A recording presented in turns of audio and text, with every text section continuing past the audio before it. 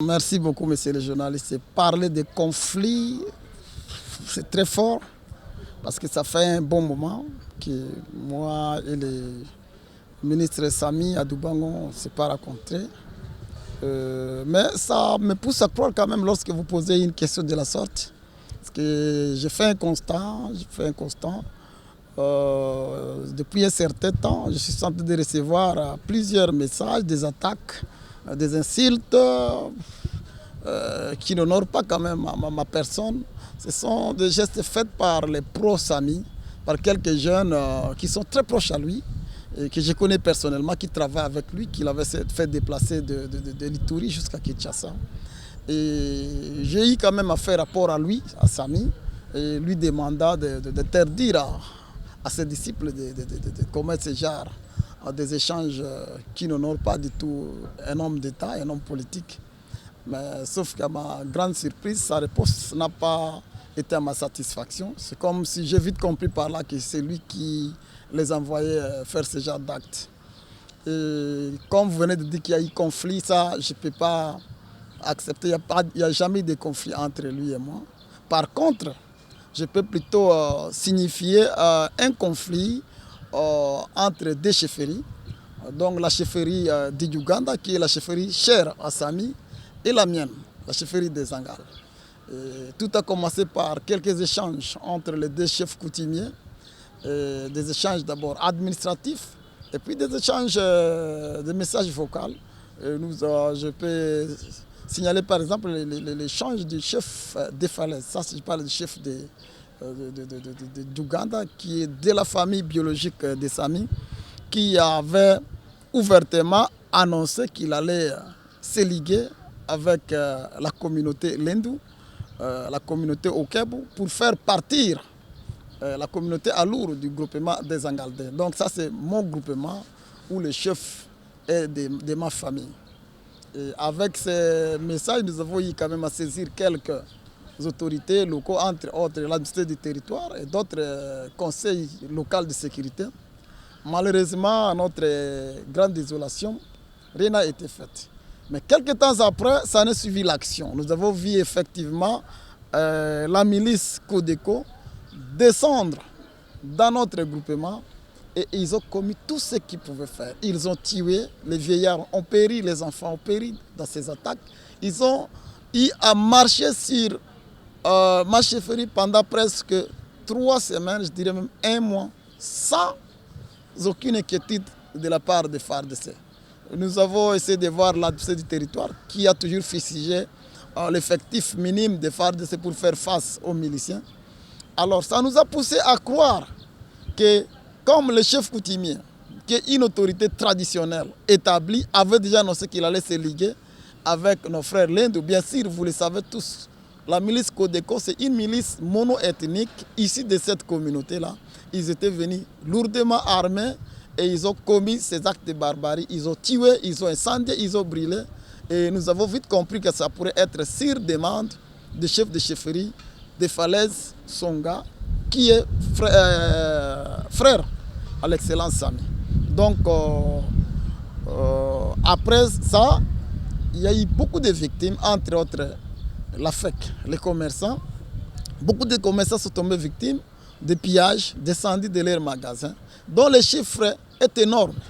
Ils ont eu quand même à porter plainte contre le chef de chefferie, qui s'est investi lui-même parce qu'on a vu le chef en train de mobiliser les jeunes avec des mégaphones pour qu'on vienne piller.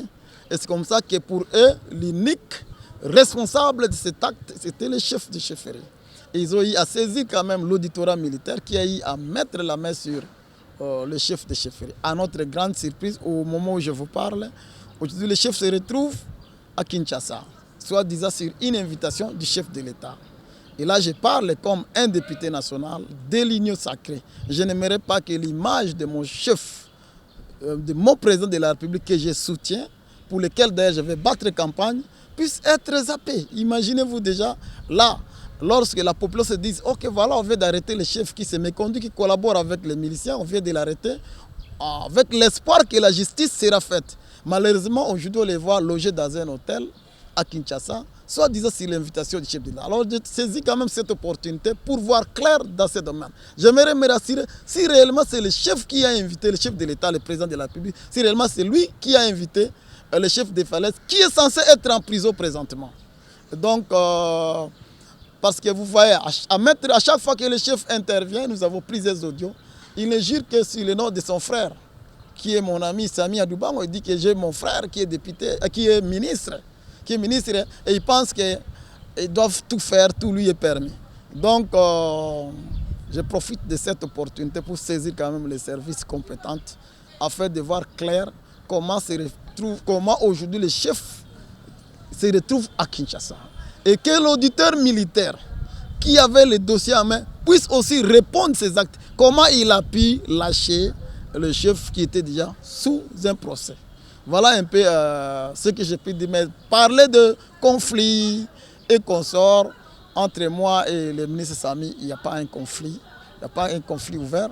Si ce n'est que les quelques messages que je lis par-ci et là, activés par lui-même de ses disciples. Écoutez, monsieur le journaliste, il y a certaines entités où on ne sait pas même comment on doit parler d'enrôlement. Je prends l'exemple de ma chefferie et du groupement Angaldé où aujourd'hui, parce que je dois signaler qu'avec l'effectif minime des FARDC en territoire de Magui, ils n'arrivent pas à faire face devant Codeco. Codeco qui fait la loi et qui sème la terreur.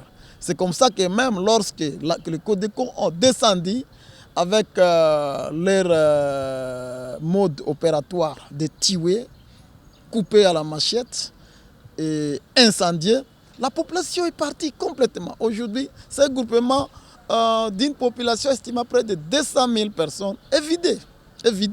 Moi, avant mon retour, j'ai essayé de faire un peu de tour, j'ai trouvé plus ou moins 20 personnes. On se demande qui enrôler parce que la population est partie en exil. D'autres se trouvent en territoire de Aru, d'autres sont vers le territoire de Djougou et les autres, on ne sait pas, ils sont à destination inconnue. Ils ont peur même de revenir parce que Codeco continue à s'aimer la loi.